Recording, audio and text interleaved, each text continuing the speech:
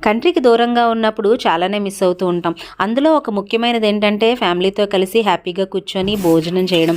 So, దాన్ని miss అవ్వని వాళ్ళంటూ ఎవరు ఉండరని నా ఉద్దేశం. మొన్న హ్యాపీ న్యూ ఇయర్‌కి మా అత్తగారింటికి వెళ్ళినప్పుడు సో, అత్తయ్య ప్రేమగా చేపల కూర వండారనమాట. అసలే నేను చేపలంటే నాకు పిచ్చి ప్రాణం. అందులో మా అత్తయ్య చేసే రుచికరమైన చేపల పులుసంటే ఇంకా పిచ్చనమాట. పాపం మా అత్తయ్య నన్ను చూపించకమ్మా అంటున్నా నేను మాత్రం ఊరుకోలేదు. ఎలాగో ఒకలాగా వీడియోలో ఇంక్లూడ్ చేసేసాననమాట. అంతేకాకుండా ఇక్కడ చేపల కూరలో స్పెషాలిటీ ఏంటంటే బెండకాయలు వేసి చేపల పులుసు చేశారు. అద్భుతహ అని చెప్పకుండా ఉండలేకపోతున్నాను. ఎందుకంటే నేను టేస్ట్ చేశాను కాబట్టి. మీరు కూడా వీలైతే ఇలా వండేసుకోండి.